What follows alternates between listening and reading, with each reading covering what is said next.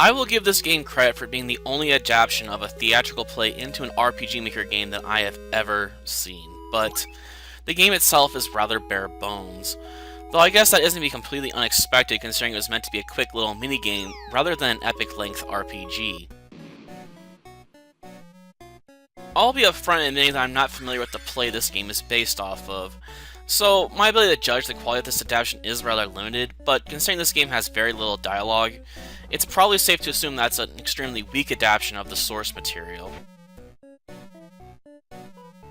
In terms of combat, this game makes use of a very old combat system that leaves me with rather mixed feelings. On one hand, ramming into your enemies in order to damage them feels like a throwback to the early Ys games. On the other hand, such a combat system is horribly dated, and makes me feel like I have little control over whether I get hurt in an engagement or not. Or at least it would make me feel like I have little say over taking damage if it wasn't for the fact that the only character to get hurt during combat exchanges in this game is the character that gets knocked back. As such, the game has a clear ranking system of what can and cannot hurt you based on your stats, and once you figure out how this system works, you'll quickly find the game devoid of any sense of challenge, since you'll be able to completely avoid taking damage.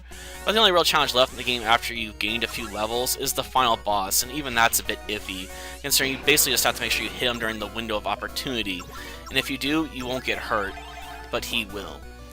About the only major misstep with the game, in my opinion, is that it is possible to get stuck between enemies you can't defeat in the narrow corridors, and be forced to restart the game or load your last save file.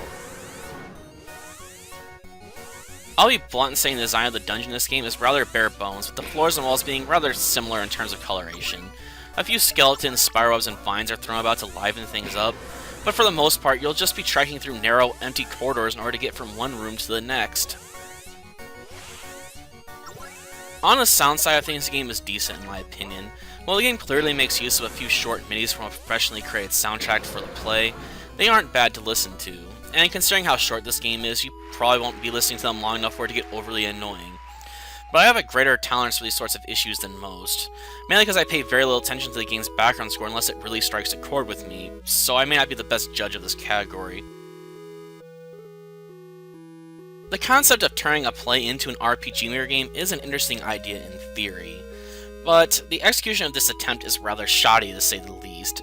Outside of the name and the musical score, this game doesn't have anything to connect it with the play it's supposedly based on. Add in the lack of challenge and you're left with a game that feels wanting, but I'd still argue this game is worth a playthrough if you're looking for a game to give you a bit of a taste of the old days of gaming.